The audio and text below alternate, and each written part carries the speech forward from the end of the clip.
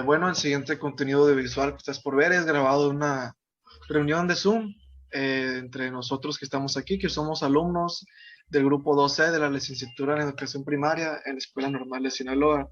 Los integrantes somos Monzón Álvarez, Maidelín, López Miranda, Claudia Guadalupe, Melgarbo Jorques, Isimar Guadalupe, Beltrán Mesa, Cristian Ramón, perdón, Angulo Favela, Dafne Alejandra, Hernández López, María Guadalupe, Medina Cardosa, Heidi Carelli y su servidor Salazar Moreno, Javier Antonio. En, este, en esta reunión de Zoom estaremos hablando, charlando y rebotando ideas acerca de el texto La lengua y los hablantes. Intentaremos tocar los 7 capítulos primeros. No sé si alguien quiere arrancar con los temas del primer capítulo, diciendo su opinión o qué entendieron y rebotemos ideas aquí mismo. No sé si alguien gustaría arrancar.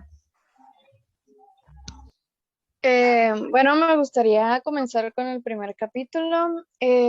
Ahí nos pone como introducción, bueno, el nombre del capítulo es El signo y los signos, y nos pone como introducción que un objeto, una vestimenta o un símbolo habla más de lo que parece, contiene más palabras, contiene más historia, contiene más significado.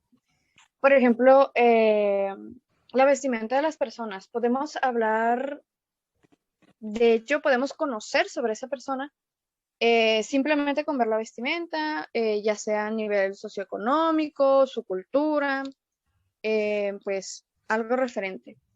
También habla sobre que cada hecho tiene un significado, nos da información. Eh, como signo secundario, eh, por ejemplo, a la hora de tocar una puerta, nosotros no estamos pidiendo, no estamos dando la información que requerimos que abran esa puerta.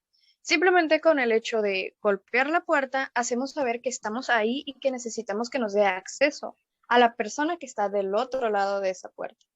Entonces, como introducción a ese capítulo, pues nos habla un poquito sobre eso, sobre que cada acción, cada cosa, cada vestimenta y todo tiene un significado propio, que a pesar de que no viene escrito como tal o comentado, es algo que nosotros ya percibimos desde antes. No sé si alguien más quisiera hablar sobre el tema. Sí, pues creo que era acerca de los signos, ¿no? Primarios y secundarios. Pero principalmente en ello me gustaría abordar que no es como que los signos solo se transfieran, ¿no? Los signos no son de hablarlos verbalmente o de una manera escrita, sino que te das cuenta solamente por verlos o por entenderlos un poco. Creo que alguien más quisiera hablar del capítulo uno, no sé. Como bien también, aparte de los signos primarios y secundarios, también abarcaba lo que era la semiología y la lingüística. Pues bien, la semiología es el estudio de los signos, así como también los signos, la semiología, perdón, son los signos producidos por el hombre. Esta se divide en dos campos: el extenso, que es en el que se abarca los signos primarios y secundarios, y ¿cómo se llamaba el otro? Se me fue el otro. Y el limitado, que es el que abarca los signos primarios nada más. La lengua es un sistema que constituye a los objetos de la semiología. No sé si alguien más quisiera abarcar más sobre el tema.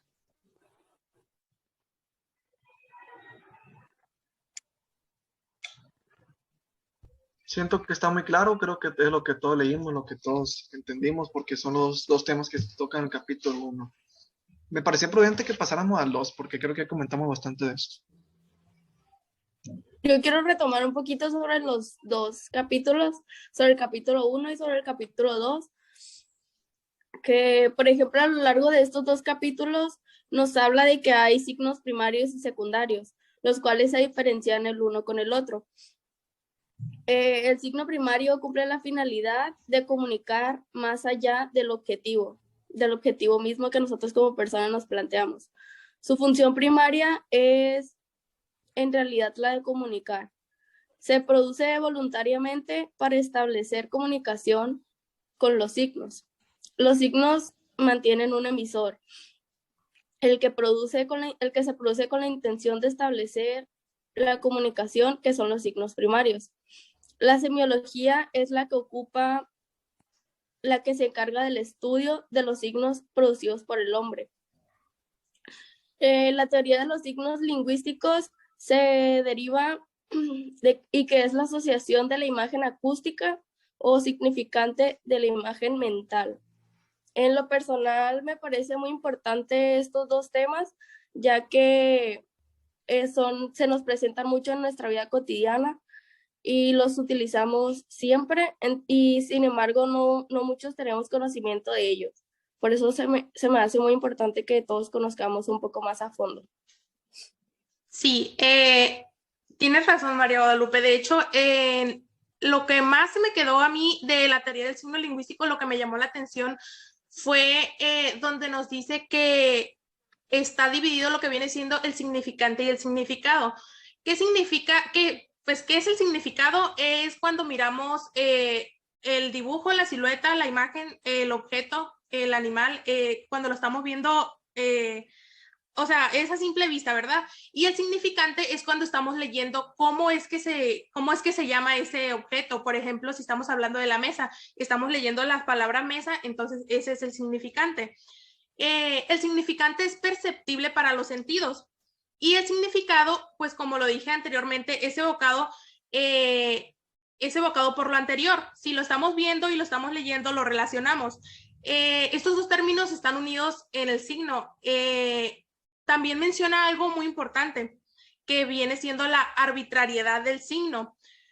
¿Qué quiere decir? Hace referencia más que nada a que el signo es arbitrario en el sentido en que la unión entre el significado y el significante es inmotivado, es decir, convencional. ¿Por qué? Bueno, en el enlace que une lo que viene siendo el significado y el significante, existe una relación, más que nada, por ejemplo, bueno, les voy a poner el ejemplo de la mesa. El hecho de que se le llame así es una simple convención por nosotros como sociedad, la determinamos nosotros, que usamos una lengua en específica, pero eso no quiere decir que en todos los lugares del mundo se le va a llamar así. Si nos vamos a el habla en inglés, en ruso, en sueco, se le va a llamar de distintas maneras. Eso solamente lo determinamos nosotros por el habla que tenemos aquí.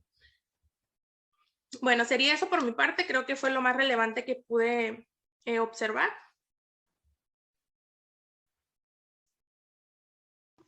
Bueno, voy a continuar, si les parece bien, con el capítulo 3, que era sobre el significado y el contexto. En este capítulo nos habla de cuando una palabra, que es la misma palabra, puede llegar a tener un diferente significado si la relacionamos con el contexto que nosotros la relacionamos. Por ejemplo, la palabra banco. No llegamos con una persona y simplemente le decimos banco, porque la persona no va a saber a qué nos referimos. Llegamos y decimos, necesito ir al banco a retirar mi dinero o necesito el banco para poder sentarme. Y así es como nosotros, dependiendo del contexto que le damos a la persona, es el significado de la palabra. Y entre estas palabras, pues existen muchas como banco. ¿Cuál otra podría ser que tenga un mismo significado, pero que cambie? Podría usarse el ejemplo, por ejemplo, cuando hablas de bien ganado, de que alguien ganó un partido de fútbol bien ganado, o mira el ganado que va pasando cuando va pasando un ganado de animales como reses. Y creo que hay muchas palabras de ese tipo que podemos usar así. Así también como el ejemplo de corona, como puede ser corona de aquí, puede ser, hay una bebida que es una corona, hay muchas palabras de ese estilo. Así es, y entonces así es como la palabra cambia dependiendo del contexto en el que nosotros estemos hablando. Retomando el mismo capítulo de significado y contexto, está en el que es el contexto, hay otro contexto que pues también van juntos, van de la mano, el contexto situacional. El contexto situacional es la situación de los hablantes en el espacio. Puede ser en el tiempo y en un diálogo que va cambiando, ¿no? Sucesivamente. En el espacio, en el contexto del espacio, encontramos palabras como como aquí, allí o allá. Un ejemplo sería como yo estoy aquí, ¿no? En mi casa, tomando mi clase o teniendo este diálogo. Otro ejemplo sería estoy aquí en mi escuela. Hago referencia a donde estoy yo. El lugar allí es un lugar un poco lejano a mí, pero no muy lejano, a una cierta distancia considerable corta que yo diga, estoy en mi mesabanco y mi compañero está ahí en mesabanco, a 2 bancas de mí. Y el lugar allá, pues es un lugar ya más retirado, como por decir la oficina del director está allá atrás, está ahí al frente, un lugar más retirado. Si hacemos en el contexto de tiempo, encontramos el hoy, el ayer, el mañana o hablando mucho más a futuro, meses, años, ¿no? El hoy, pues es el día que estoy hablando, el día que estamos viviendo. El ayer fue el día pasado, ya no, el día antecedente a este. Y el mañana es el día que viene en futuro, el día inmediatamente, el día hoy, ¿no? Y el contexto del diálogo está el yo, el tú y el él. Perdón, él. Que el yo, pues soy yo quien está hablando, ¿no? El tú eres el oyente, la persona, el receptor, ¿no? Y el él sería, pues, ni eres tú, ni soy yo, ni el oyente, ni el hablante, sería del objeto o la persona de quien estamos tratando ese tema, como en este ejemplo, pues sería el libro, ¿no? Del que estamos tocando este tema. Y hay otro contexto que también llamó mi atención, el contexto físico, y lo vivimos a diario, estamos a diario en él, estamos conviviendo diariamente, muchas veces sin darnos cuenta y estamos leyendo esto. El contexto físico nos ayuda a interpretar el sentido de las palabras. Es selectivo y económico. Un ejemplo sería, vamos por la calle, miramos una infraestructura, ahí oficinas que dice escuela. No necesariamente nos está diciendo aquí es un lugar educativo, no. Con simplemente ver la palabra escuela, entendemos el significado de qué es. Otro ejemplo sería los símbolos, la simbología. Vamos por la calle, vemos ahí un letrero que está una E con una línea trazada. Sabemos que es lugar de no estacionamiento. Entonces no es necesario que nos pongan no estacionarse por tal motivo de que es cochera o salen autos o avenida rápida. Con el simple hecho de ver este símbolo, esta simbología, reconocemos que es un lugar no apto para estacionarnos. Pues en sí hay muchas cosas, no sé, alguien quiera tengan una aportación o pasamos al siguiente tema. No, yo. Perfecto. Lo que entendí yo es que con el simple hecho de verlo, ya sabes lo que significa o lo que te quiere decir. Bueno, también en ese mismo capítulo, en el capítulo 3, vemos lo que es el contexto cultural. Este nos habla de que es el cúmulo de conocimiento que tiene una persona, simplemente por el hecho en donde vive, la comunidad en la que está esa persona. Lo que nosotros podemos ver como algo bueno, ellos por sus tradiciones, conocimiento, cultura, cualquier cosa, ellos lo pueden ver como algo malo simplemente por sus creencias o por el hecho donde viven. Puede ser cualquier significado, algún significado que nosotros aquí tenemos como algo que es algo bueno, ellos por tener otra cultura pueden verlo como algo malo. Puede ser un concepto o una tradición, una costumbre, cualquier cosa. Eso hablaba del contexto cultural. Creo que también el contexto cultural influye en cuanto a las palabras, ¿no? Porque hay palabras que decimos aquí diariamente que en otros países pueden sonar ofensivas o malas. Por ejemplo, no voy a decir lo que significa en español, ¿no? Pero un argentino, cuando tú ves a un niño chiquito, le dices, es un pendejo, un pendejito, porque dice esa palabra ya. Pero si aquí dice esto, es una ofensa. Y también podría pasar, es lo que influye en el léxico y en la lengua, el contexto cultural que hay. Por dar un ejemplo.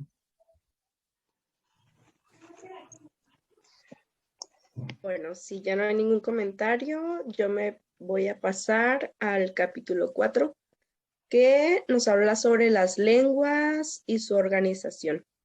Esto nos menciona que una lengua nunca es igual a otra. Cada lengua tiene su sistema. Las lenguas se manifiestan no solo en el ordenamiento de las palabras, sino también en la realidad, es decir, de su orden o significado. Sabemos que existe un vocabulario diferente para los mismos objetos, aún dentro, pues, de la misma lengua.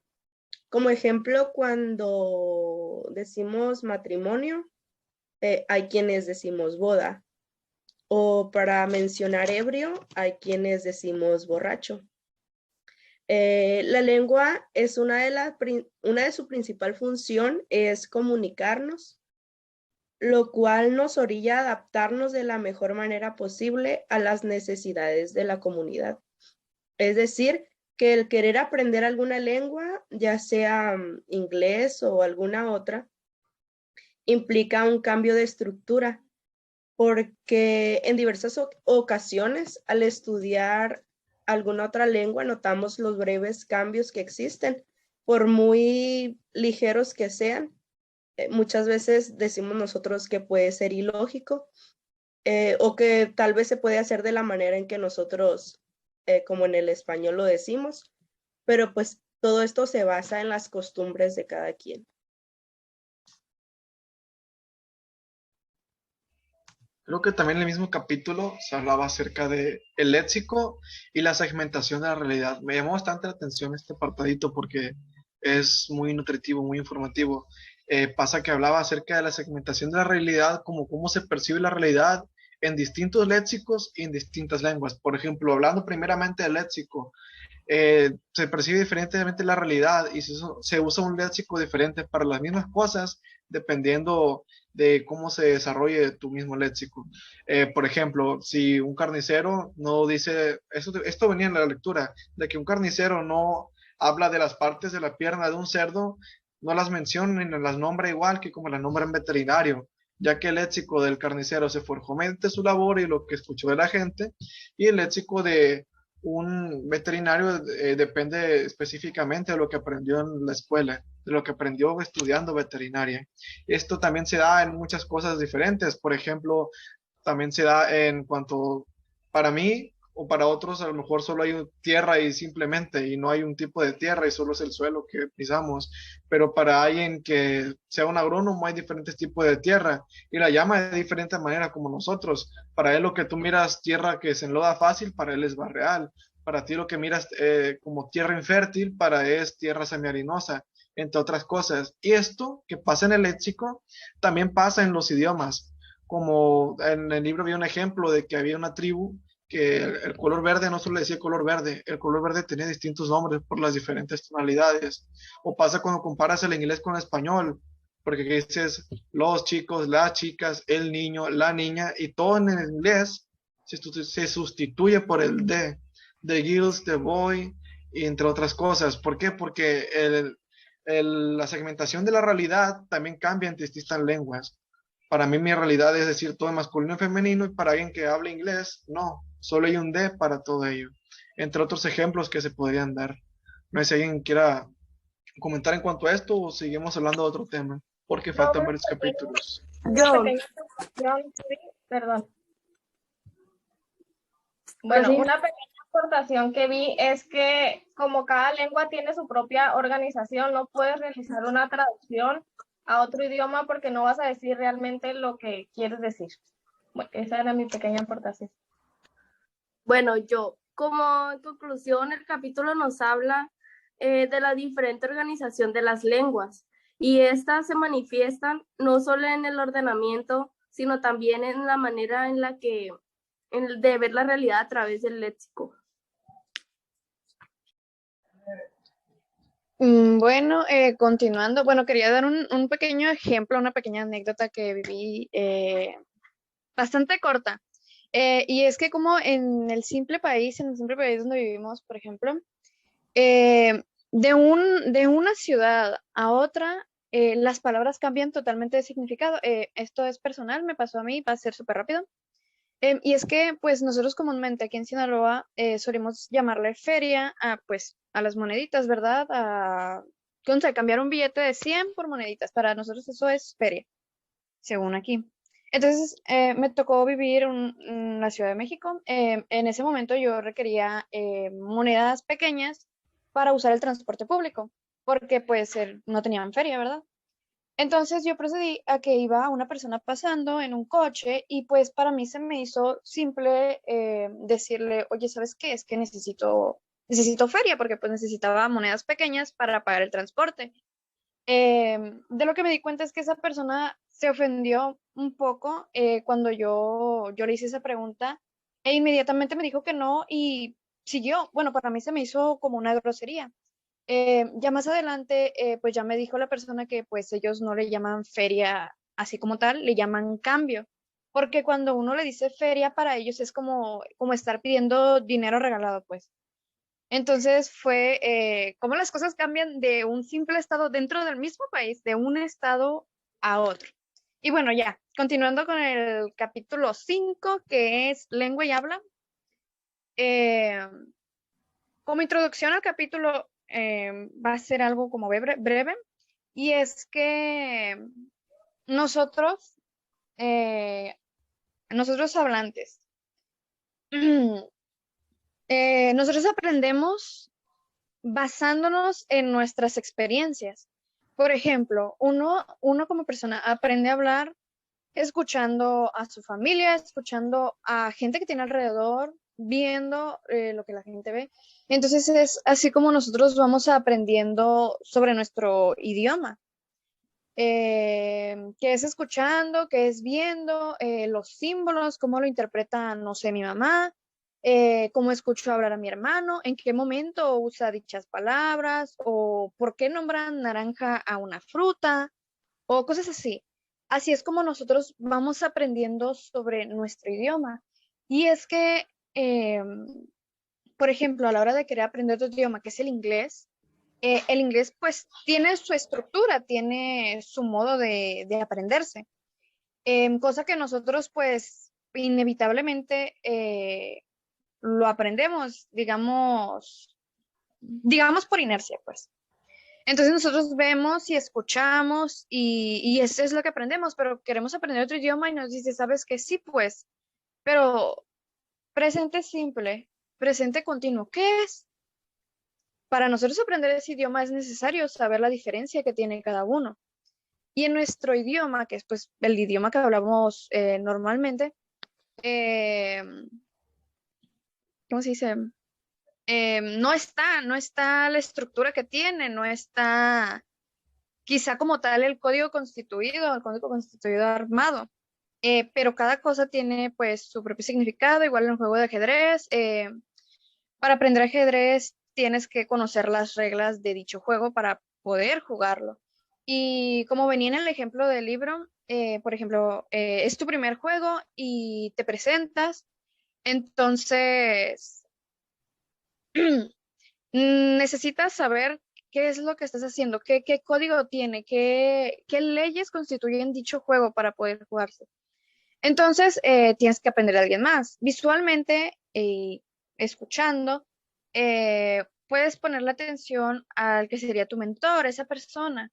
Entonces, tú le pones atención, juegas, te explica, ok, a la hora que lo vas a hacer tú individualmente, tratas de imitar los movimientos que estaba haciendo la persona que te enseñó.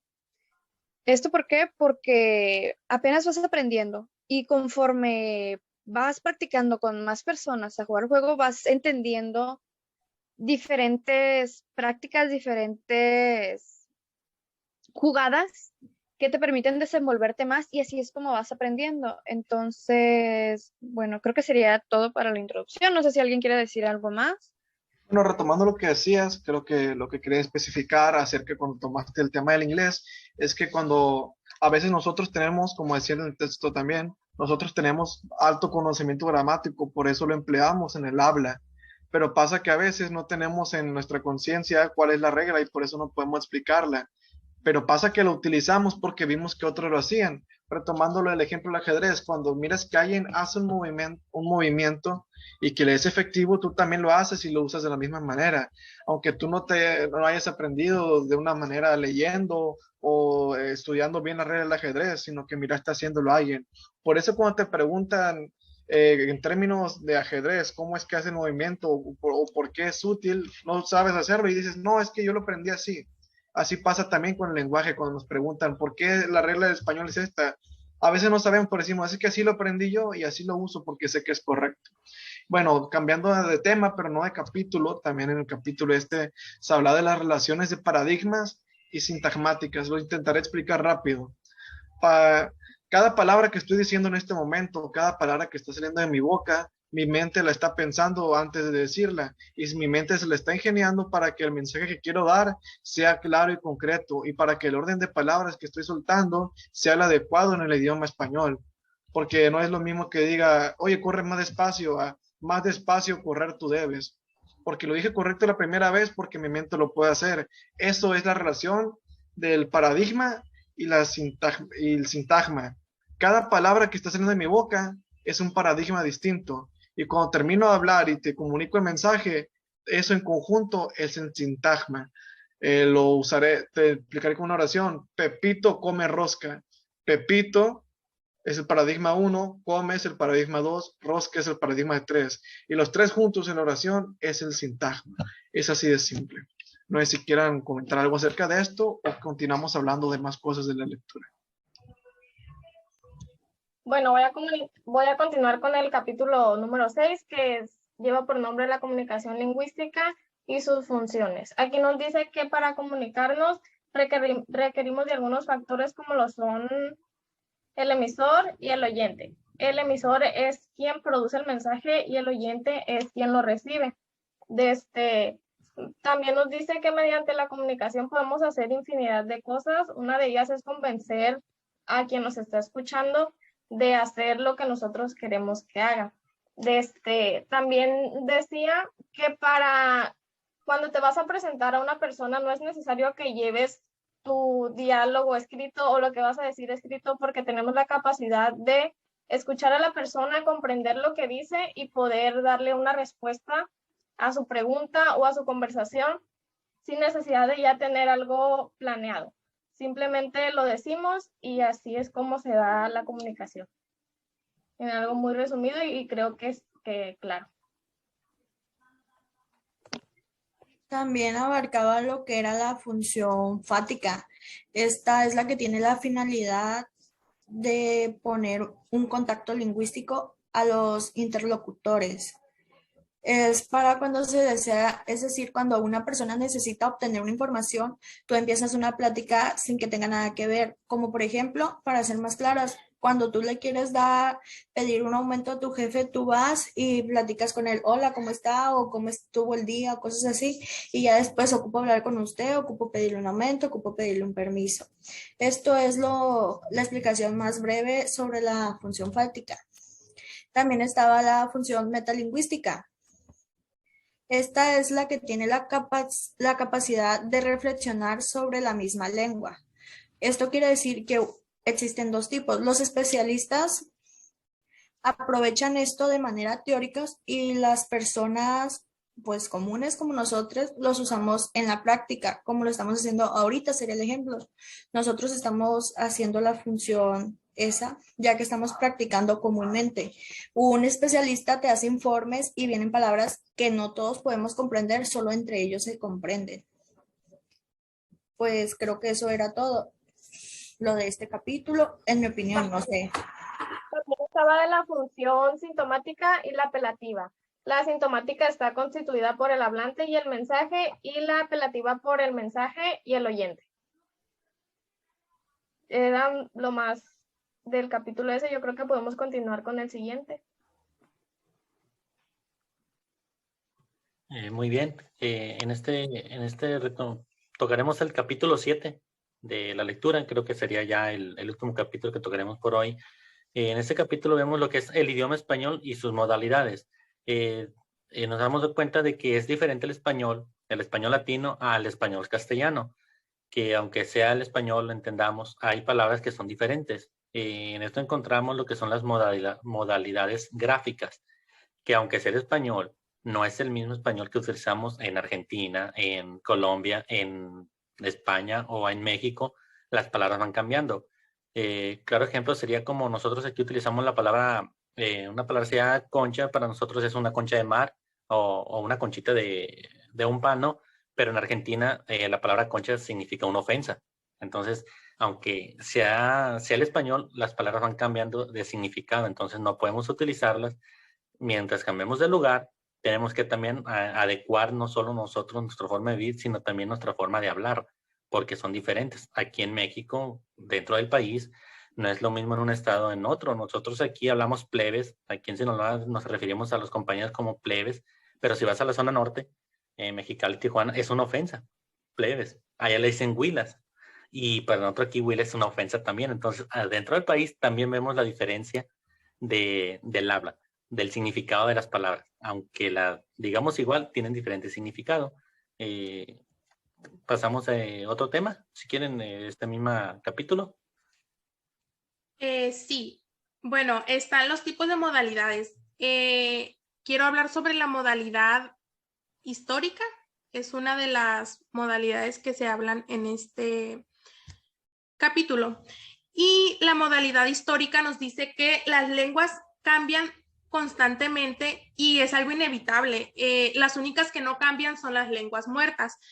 Las lenguas que hablamos nosotros en la actualidad pasan por modificaciones, se adaptan, se ajustan, se enriquecen conforme pasa el tiempo. Está claro que si viajamos, por ejemplo, si pudiéramos viajar al siglo XII, vamos a ponerle, no entenderíamos la lengua que utilizaban en ese entonces. ¿Por qué? Porque las modificaciones que han ido surgiendo conforme pasa el tiempo han sido drásticos los cambios que han habido en ese transcurso de tiempo. En consecuencia de esto, nos dice que la lengua se diferencia el habla de las personas también hoy en día entre jóvenes, personas maduras y ancianos. Por ejemplo, nosotros que somos jóvenes podemos utilizar un lenguaje entre nosotros menos informal, más vulgar, por así decirlo, como hey, güey, hey, loco, qué rollo, palabras así, que si nos estuviéramos dirigiendo con una persona mayor, no le hablaremos de esa manera. O si dos personas mayores, por ejemplo, dos ancianos estuvieran hablando entre sí, utilizarían muchas palabras que traen desde mucho más antes y que nosotros no utilizamos. ¿Por qué? Porque al momento de que nosotros nacimos, ya esas palabras fueron quedando atrás y poco a poco vamos creando hasta más nuevas, que en sí no es tanta la diferencia, pero sí se distingue un poco. Bueno, eso sería por mi parte la modalidad histórica. Pues yo voy a hablar sobre la modalidad social y esta nos menciona que el idioma español no solo es diferente de una región a otra ni de una época a otra, sino también nos hablamos distinto en cada nivel social. Por la manera de hablar, nos damos cuenta si hablamos con un obrero o con un intelectual. Y la forma de hablar forma clases sociales, lo que son media, alta o baja. Las diferencias sociales se manifiestan en el uso del idioma. Entre diversas formas de hablar, elegiríamos la más común o la que tiene más prestigio, porque por lo menos en lo personal no elegiría la que tiene faltas de ortografía o que se escucha mal, porque esa me clasificaría como un nivel social bajo o que soy analfabeta. Entonces, esos son diferentes clases que se forman en la sociedad y en las que tiene que ver el idioma y forma la modalidad. Retomando este tema de las modalidades, también encontramos el uso lingüístico, el uso lingüístico que hacemos. Refiriendo, como decía, creo, Nayelin, de que no es lo mismo hablar entre nosotros, hablar ya con alguien mayor o algún profesional, ¿no? Porque ya entre profesionales usan un lenguaje muy técnico, que muchas veces nosotros no logramos entenderlo. Y entre nosotros usamos un lenguaje más común, pues no diríamos vulgarmente, no, pero un lenguaje más común entre nosotros, de que llegamos y hola, ¿cómo estás? Y ya un lenguaje más profesional, pues sería muy buenas tardes. Para nosotros, refiriendo entre nosotros mismos, nos referimos a tú, él, y pues ya más formal sería usted. Entonces, también esto va arrastrando desde de los antepasados, ¿no? De los abuelos. Por mi parte, conozco personas que pues ya están de la edad avanzada y hay palabras que ellos tienen que yo desconozco. al igual que ahora existen palabras que ellos pues totalmente desconocen, porque esto va cambiando a través de la historia, también va cambiando la lingüística. Una palabra sería de que ellos utilizan mucho la palabra aiga, y que para ellos en aquel entonces era la palabra correcta. No sé si ellos tuvieron estudio o no, no los conozco muy bien, pero me refiero a que ellos es la palabra que conocían y la entendían, aiga, y nosotros ya la sustituimos por la palabra haya, que para nosotros es la correcta. Y como esta palabra, pues existen muchas más palabras que a través del tiempo se modificaron o cambiaron de significado. Para ellos, cuando yo ahorita en estos tiempos habla uno sobre una reunión de Zoom, de una reunión de Classroom, y para ellos es desconocido, porque ya no están relacionados con este tema. Ellos siguen con las palabras que conocían y pues esto es sucesivamente. En un tiempo a futuro, nosotros desconoceremos palabras que los jóvenes en aquel entonces en la actualidad van a conocer.